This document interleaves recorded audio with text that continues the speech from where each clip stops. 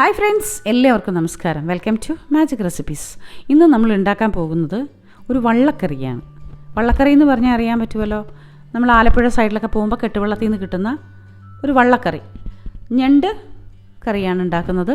അപ്പോൾ അതിനുവേണ്ടി ഞണ്ട് ഇവിടെ ക്ലീൻ ചെയ്ത് വെച്ചിട്ടുണ്ട്. കഴിഞ്ഞൊരു വീഡിയോയിൽ ഞാൻ ഞണ്ട് ക്ലീൻ ചെയ്യുന്നത് കാണിച്ചിട്ടുണ്ടായിരുന്നു. ഞണ്ട് റോസ്റ്റ് ഉണ്ടാക്കുന്ന സമയത്ത് വീണ്ടും അത് ക്ലീൻ ചെയ്യുന്നത് കാണിക്കണ്ടല്ലോ എന്ന് ഓർത്തിട്ടാണ് ഇവിടെ നേരത്തെ ക്ലീൻ ചെയ്ത് അരിപ്പ പാത്രത്തിലെടുത്ത് വെച്ചിട്ടുണ്ട്. ഒരു സവാള എടുത്തിട്ടുണ്ട്, തക്കാളി ഒരെണ്ണം, ഇഞ്ചി വെളുത്തുള്ളി, കായം, കുരുമുളക് പൊടി, മുഴുവൻ മസാല എടുത്തിട്ടുണ്ട്. 2 വറ്റൽമുളക്, ഒരു കഷ്ണം പട്ട, നല്ല ജീരകം 1/4 ടീസ്പൂൺ കുരുമുളക്, ജീരകപ്പൊടി, മഞ്ഞൾപ്പൊടി, മല്ലിപ്പൊടി, ഇറച്ചി മസാലപ്പൊടി, ഗരം മസാലപ്പൊടി, മുളക് പൊടി കശ്മീരി മുളക് പൊടിയാണ് എടുത്തിരിക്കുന്നത്. പിന്നെ നമ്മൾ എടുത്തിരിക്കുന്ന മെയിൻ ഇൻഗ്രീഡിയൻ്റാണ് കോക്കനട്ട് മിൽക്ക് പൗഡർ. ഇതൊരു 3 ടേബിൾ സ്പൂൺ അളവിലാണ് എടുത്തിരിക്കുന്നത്. ബാക്കിയെല്ലാ ഇൻഗ്രീഡിയൻസും ഞാൻ കുക്ക് ചെയ്യുന്ന സമയത്ത് അളവ് പറഞ്ഞുതരാം കേട്ടോ. അപ്പോൾ കഴിഞ്ഞ ദിവസങ്ങളിൽ നമ്മുടെ ചാനലിൽ കൂടെ ഒരുപാട് നല്ല കുറേ സുഹൃത്തുക്കൾ നമുക്ക് കിട്ടുന്നുണ്ട്, സപ്പോർട്ട് ചെയ്യുന്നുണ്ട്, സബ്സ്ക്രൈബ് ചെയ്യുന്നുണ്ട്. അപ്പോൾ ഒരുപാട് സന്തോഷമുണ്ട് കേട്ടോ. അതിൽ തിരിച്ചും നമ്മൾ അവരെയും സപ്പോർട്ട് ചെയ്യുന്നുണ്ട്.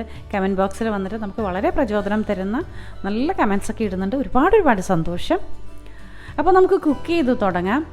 ഞാനിന്നിവിടെ ചട്ടിയിലാണ് കുക്ക് ചെയ്യുന്നത്. ഈ അടുത്ത സമയത്ത് എനിക്ക് ഇവിടെ നിന്ന് ചട്ടി കിട്ടി. കുറേ നാളായിട്ട് ഞാൻ ചട്ടി അന്വേഷിച്ച് നടക്കുകയാണ്. ഇവിടെ UAE ചട്ടിയൊക്കെ കിട്ടാൻ വലിയ പ്രയാസമാണ്.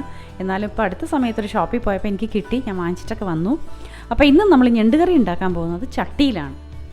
ഞണ്ട് നമ്മളിങ്ങനെ കഴുകി അരിപ്പപ്പാത്രത്തിലെടുത്ത് വെച്ച് കഴിഞ്ഞാൽ വെള്ളത്തിലിട്ട് വെക്കരുത് കേട്ടോ. നമ്മൾ മീനൊക്കെ കഴുകി വെള്ളത്തിലിടുന്ന പോലെ ഒരിക്കലും ഞണ്ട് വെള്ളത്തിലിട്ട് വെക്കരുത്. അരിപ്പ പാത്രത്തിലെടുത്ത് മാറ്റി വയ്ക്കണം. ആദ്യം തന്നെ നമുക്ക് ഈ ഞണ്ടിലേക്ക് കുറച്ച് മസാലപ്പൊടികൾ ചേർത്ത് കൊടുക്കേണ്ടതുണ്ട്. പാകത്തിന് ഉപ്പ് ചേർത്ത് കൊടുക്കുക ആദ്യം തന്നെ. അതിനുശേഷം അതിലേക്ക് 1/2 ടീസ്പൂൺ അളവിൽ മഞ്ഞൾപ്പൊടി ചേർത്ത് കൊടുക്കുക. നമ്മൾ എടുത്ത് വെച്ചിട്ടുണ്ട് മഞ്ഞൾപ്പൊടി, അതിൽ നിന്നാണ് 1/2 ടീസ്പൂൺ അളവിൽ മഞ്ഞൾപ്പൊടി ചേർത്ത് കൊടുത്തു.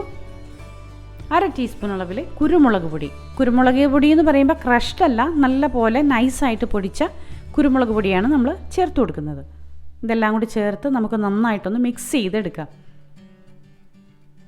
കൈ ശ്രദ്ധിക്കണം കേട്ടോ, അതിൻ്റെ ആ ഇറുക്കുന്ന ഭാഗമൊക്കെ കയ്യിൽ കുത്താതെ നോക്കണേ. ചിലർക്ക് ഇത് കയ്യിൽ കുത്തിയിട്ടുണ്ടെങ്കിൽ അവിടെ ഇങ്ങനെ സ്വെല്ലിങ് വരാൻ, നീര് വരാനായിട്ട് ചാൻസ് ഉണ്ട്. അപ്പോൾ അതൊന്ന് ശ്രദ്ധിക്കണേ.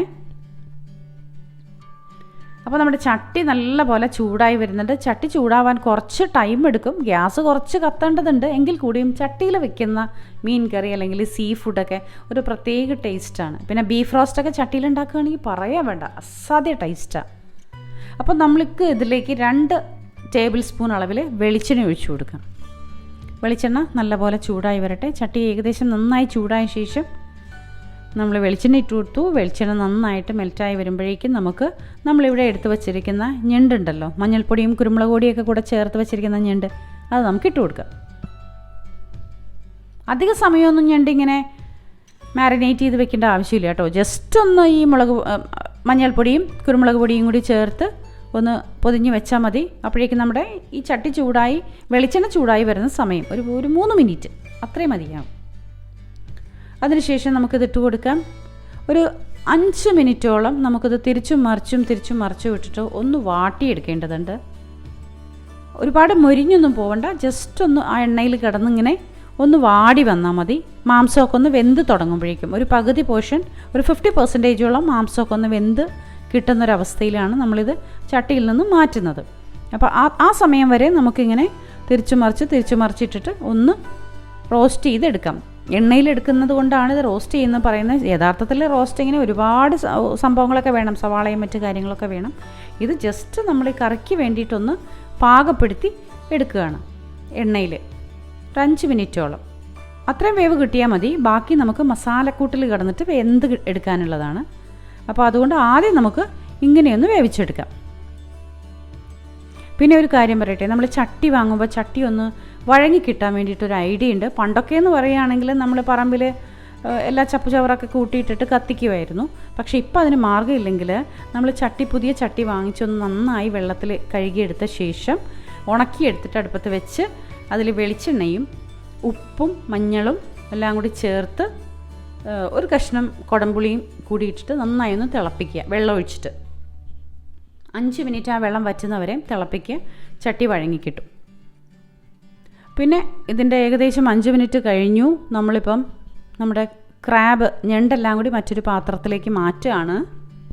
ഇനി നമുക്ക് ഈ സെയിം ചട്ടിയിൽ തന്നെയാണ് മസാല തയ്യാറാക്കേണ്ടത്. ക്രാബെല്ലാം നമുക്കൊരു പകുതി വേവിൽ കിട്ടിയിട്ടുണ്ട്, കണ്ടോ. ഇനി നമുക്ക് ഈ ചട്ടിയിൽ തന്നെ മസാല തയ്യാറാക്കാം. മസാല തയ്യാറാക്കാനായിട്ട് വെളിച്ചെണ്ണ ഇട്ട് കൊടുക്കാം. 1.5 ടേബിൾ സ്പൂൺ അളവിൽ നമുക്ക് വെളിച്ചെണ്ണ ഇട്ട് കൊടുക്കാം. വെളിച്ചെണ്ണ നല്ലപോലെ ചൂടായി വരട്ടെ. ചട്ടി ചൂടായി കഴിഞ്ഞാൽ നമുക്ക് നല്ല രീതിയിൽ പെട്ടെന്ന് ഇതിലേക്ക് കുക്ക് ചെയ്തെടുക്കാൻ പറ്റും. പക്ഷേ ചട്ടി ചൂടാകാൻ കിട്ടുന്ന സമയം ഇത്തിരി ടൈം എടുക്കും. നമ്മുടെ വെളിച്ചെണ്ണ നല്ലപോലെ മെൽറ്റായി കിട്ടിയിട്ടുണ്ട്. ഇനി ഇതിലേക്ക് നമുക്ക് മുഴുവൻ മസാല നമ്മൾ എടുത്ത് വെച്ചിട്ടുണ്ടല്ലോ, അതിട്ട് കൊടുക്കേണ്ടതുണ്ട്. 2 ബേ ലീഫ്, കുരുമുളക്, പട്ട, നല്ല ജീരകം, 2 വറ്റൽമുളക്, ഇതൊക്കെയാണ് നമ്മൾ എടുത്ത് വെച്ചിരിക്കുന്ന മുഴുവൻ മസാല. ഇതിട്ട് കൊടുത്ത് ഒന്ന് വാട്ടാം. അതിനുശേഷം നമുക്കിതിലേക്ക് ഇഞ്ചി വെളുത്തുള്ളി പേസ്റ്റ് ചേർത്ത് കൊടുക്കേണ്ടതുണ്ട്. നമ്മൾ നേരത്തെ എടുത്തു വെച്ചത് ഇഞ്ചി ഒരു വലിയ കഷ്ണം, വെളുത്തുള്ളി ഒരു 6 അല്ലി, ഇതാണ് എടുത്തു വച്ചിരുന്നത്. ഇത് നമുക്ക് നല്ലപോലെ പേസ്റ്റാക്കി എടുത്തു, കണ്ടോ. അതിനുശേഷം ഇത് ഈ ചട്ടിയിലേക്ക് ഇട്ട് കൊടുക്കാം. പെട്ടെന്ന് തന്നെ നമുക്കത് വഴങ്ങി കിട്ടും. അത്രയും ചൂടായിട്ടാണ് ചട്ടി ഇരിക്കുന്നത്, അപ്പോൾ അതുകൊണ്ട് പെട്ടെന്ന് വഴങ്ങി കിട്ടും. ചട്ടിയിലൊക്കെ വെക്കുന്നത്, കാസ്റ്റ് അയൺ പാത്രത്തിലൊക്കെ നമ്മൾ കുക്ക് ചെയ്യുന്നതിൻ്റെ ഒരു ഗുണം എന്ന് പറഞ്ഞാൽ നമ്മുടെ ഹെൽത്തിനും കൂടി ഒരുപാട് ഗുണം ചെയ്യുന്ന സംഭവമാണ്. ഇപ്പോൾ ഈ നോൺ സ്റ്റിക്കിൻ്റെ പാത്രത്തിലല്ലേ നമ്മൾ കുക്കിംഗ് മൊത്തം. നമ്മൾ സവാള കട്ട് ചെയ്ത് ഇതുപോലെ വെച്ചിട്ടുണ്ട് കേട്ടോ. വളരെ ചെറുതായിട്ട് ചോപ്പ് ചെയ്ത പോലെ എടുത്തേക്കുകയാണ്. നിങ്ങൾക്കിതുപോലെ കട്ട് ചെയ്യാൻ കിട്ടുന്നില്ല എന്നുണ്ടെങ്കിൽ മിക്സിയിലിട്ട് ഒന്ന് ജസ്റ്റ് ഒന്ന് കറക്കിയെടുത്താൽ ഇതുപോലെ കട്ട് ചെയ്ത് കിട്ടും കേട്ടോ. എണ്ണയിലിട്ട് നന്നായി വഴറ്റിയെടുക്കാം. പാകത്തിന് ഉപ്പ് ചേർത്ത് കൊടുക്കാം. സവാള വഴറ്റുമ്പോൾ ഉപ്പ് ചേർക്കുന്നതിൻ്റെ ഗുണം അറിയാലോ, എപ്പോഴും പറയുന്നില്ല, പെട്ടെന്ന് വാടി കിട്ടും. നല്ലപോലെ വഴറ്റിയെടുക്കാം. മാക്സിമം എത്ര ചെറുതാക്കി കട്ട് ചെയ്യാൻ പറ്റുമോ അത്രയും ചെറുതാക്കി നമുക്ക് സവാള കട്ട് ചെയ്തെടുക്കണേ. ഈ ഒരു കറിക്ക് സവാള നന്നായി വഴങ്ങി വരുന്നുണ്ട്. നമ്മൾ നമ്മുടെ മസാലകളൊക്കെ അടുത്തെടുത്ത് വെച്ചിട്ടുണ്ട്. എപ്പോഴും കുക്ക് ചെയ്യുന്ന സമയത്ത് ഒരുപാട് മസാലകളുണ്ടെങ്കിൽ അത് നമ്മൾ അടുപ്പിച്ച് വെക്കുകയാണെങ്കിൽ നമുക്ക് പെട്ടെന്ന് ഇത് കരിഞ്ഞു പോകാതെ തന്നെ കുക്ക് ചെയ്തെടുക്കാൻ പറ്റും. ഇപ്പോൾ നമ്മുടെ സവാള നന്നായിട്ട് വഴങ്ങി വന്നിട്ടുണ്ട്, കണ്ടോ. ഒരു ഗോൾഡൻ ബ്രൗൺ കളറിലേക്ക് നന്നായിട്ട് വഴങ്ങി കിട്ടുക. അതാണ് അതിൻ്റെ ഒരു അളവ്. നല്ല പച്ചമണമൊക്കെ മാറി നന്നായിട്ട് ഇങ്ങനെ ഉരുണ്ട് വരും, കണ്ടോ. ശരിക്കും വഴങ്ങി വരണം, അതുകൊണ്ടാണ് പറയുന്നത്. ഇനി ഇതിലേക്ക് നമുക്ക് കായപ്പൊടി 2 പിഞ്ച് ഇട്ട് കൊടുക്കാം. മുഴുവൻ കായം വേണമെങ്കിൽ പൊടിച്ചിട്ട് ഇടുന്നവരാണെങ്കിൽ അങ്ങനെ ചെയ്യാം. കുരുമുളക് പൊടി 1/2 ടീസ്പൂൺ നമ്മൾ നേരത്തെ എടുത്തിട്ടുണ്ടായിരുന്നു. ജീരകപ്പൊടി 1/4 ടീസ്പൂൺ, മഞ്ഞൾപ്പൊടി 1/2 ടീസ്പൂൺ, മുളക് പൊടി 1.5 ടീസ്പൂൺ, മല്ലിപ്പൊടി 1 ടീസ്പൂൺ നിറച്ച്, ഇറച്ചി മസാലപ്പൊടി 1/2 ടീസ്പൂൺ, ഗരം മസാലപ്പൊടി 1/2 ടീസ്പൂൺ. ഇതൊക്കെയാണ് നമുക്ക് വേണ്ടുന്ന മസാലക്കൂട്ടുകൾ, ഇൻഗ്രീഡിയൻസ്. കൂടാതെ ഞാൻ ഡിസ്ക്രിപ്ഷൻ ബോക്സിലും കൂടി ഇതിൻ്റെ അളവ് ഇടുന്നുണ്ട്, അപ്പോൾ നിങ്ങൾക്ക് കൺഫ്യൂഷൻ ആവില്ല. ഇതെല്ലാം കൂടി ചേർത്ത് നല്ലപോലെ ഒന്ന് മസാലക്കുത്ത് മാറുന്നത് വരെ നമുക്ക് വഴറ്റിയെടുക്കാം. മസാലക്കുത്ത് മാറിയ ശേഷം നമ്മൾ എടുത്ത് വെച്ചിരിക്കുന്ന തക്കാളി, ഒരു പഴുത്ത തക്കാളിയാണ് എടുത്തിരിക്കുന്നത്. ആ തക്കാളി ഇതിലേക്ക് ചേർത്ത് കൊടുക്കാം, മസാലയിലേക്ക് ചേർത്ത് കൊടുക്കാം. ഈ തക്കാളിയുടെ വെള്ളത്തിൽ കിടന്നിട്ട് നല്ല പോലെ മസാല ഒന്നുകൂടെ ഒന്ന് വാടി കിട്ടേണ്ടതുണ്ട്. തക്കാളി നല്ല പോലെ പേസ്റ്റ് പോലെ നമുക്ക് കിട്ടണം, കണ്ടോ. നല്ല പോലെ വഴറ്റിയെടുക്കുക. സവാളയും തക്കാളിയൊക്കെ ശരിക്കും പേസ്റ്റ് പോലെയാണ് നമുക്ക് കിട്ടിയിരിക്കുന്നത്. ഇനി ഇതിലേക്കൊരു 1/2 കപ്പ് അളവിൽ ചൂടുവെള്ളം ഒഴിച്ചു കൊടുക്കുക. പച്ചവെള്ളം ഒഴിക്കരുത്, ചൂടുവെള്ളം തന്നെ ഒഴിച്ചു കൊടുക്കണം കേട്ടോ. ചൂടുവെള്ളം ഒഴിച്ച ശേഷം ആ മസാല നല്ല പോലെ ഒന്ന് തിളയ്ക്കട്ടെ.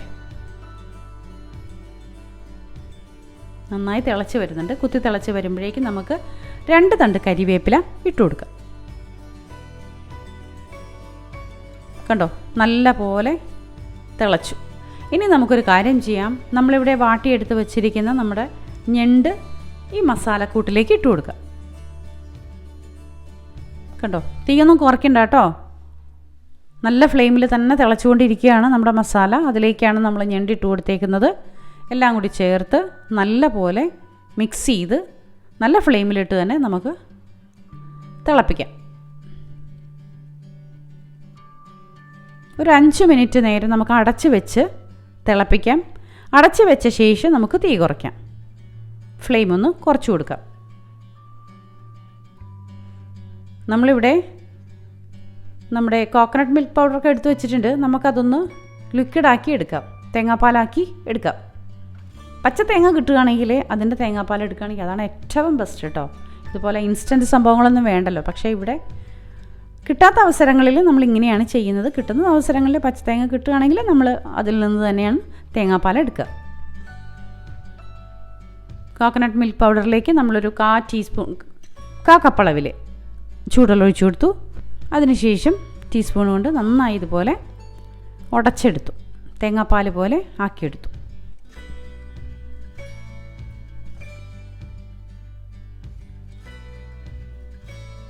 ഇടയ്ക്ക് നമ്മുടെ ഞണ്ടും ഒന്ന് ശ്രദ്ധിക്കണം കേട്ടോ. ഏകദേശമൊക്കെ നല്ല പോലെ തിളച്ച് വെന്തിട്ടുണ്ട്. ഒരു 5 മിനിറ്റ് കഴിഞ്ഞ ശേഷം നമുക്ക് തുറന്നു നോക്കാം. ഒന്നുകൂടെ നമുക്ക് വേണമെങ്കിൽ അടച്ചു മൂടി 2 മിനിറ്റ് കൂടെ ഒന്ന് തിളപ്പിക്കുന്നതുകൊണ്ട് കുഴപ്പമൊന്നുമില്ല. അത്രയും മസാല അതിലേക്ക് പിടിക്കും, ഞണ്ടിലേക്ക് പിടിക്കും. കണ്ടോ, നല്ല പോലെ മസാല പിടിച്ചിട്ടുണ്ട്. ഇനി നമുക്ക് തേങ്ങാപ്പാൽ ഒഴിച്ചു കൊടുക്കണം. ലാസ്റ്റ് സ്റ്റേജിലാണ് നമ്മൾ തേങ്ങാപ്പാൽ ഒഴിച്ചു കൊടുക്കുന്നത്. അതായത് ഞണ്ടൊക്കെ നന്നായിട്ട് വറ്റി നമ്മുടെ മസാലയിലുണ്ടായിരുന്ന വെള്ളത്തിൻ്റെ അംശമൊക്കെ വറ്റി നമുക്ക് ശരിക്കും മനസ്സിലാവുമല്ലോ. ജസ്റ്റ് മസാലയും ഞണ്ടും മാത്രമാണ് അതിലിങ്ങനെ തിള വരുന്നതെന്ന് മനസ്സിലാവുന്ന സമയത്ത് മാത്രമാണ് തേങ്ങാപ്പാൽ ഒഴിച്ചു കൊടുക്കുന്നത്. കാരണം തേങ്ങാപ്പാൽ ഒഴിച്ചു കൊടുത്ത ശേഷം അധികം തിളപ്പിക്കാൻ പാടില്ല.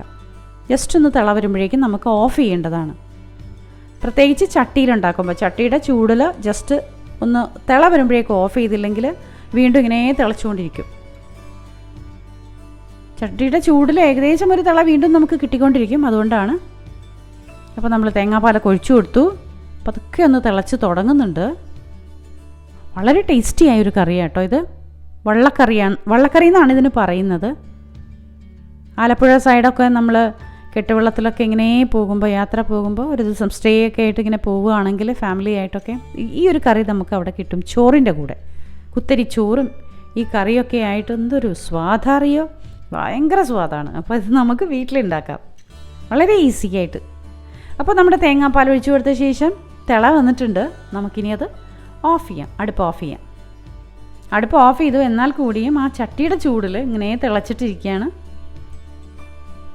അപ്പോൾ എല്ലാവർക്കും ഇഷ്ടപ്പെട്ടല്ലോ. എല്ലാവരും ഉണ്ടാക്കി കൊടുക്കുക. വീട്ടിലുള്ളവർക്ക് ഇഷ്ടപ്പെട്ടാൽ ലൈക്കും ഷെയറും കമൻറ്റും തരാൻ മറക്കരുത്. സബ്സ്ക്രൈബ് ചെയ്യാത്തവരൊന്ന് സബ്സ്ക്രൈബ് ചെയ്തേക്കണം കേട്ടോ. ഫസ്റ്റ് ടൈമാണ് നമ്മുടെ ചാനൽ കാണുന്നതെങ്കിൽ. അപ്പോൾ എല്ലാവർക്കും താങ്ക് യു.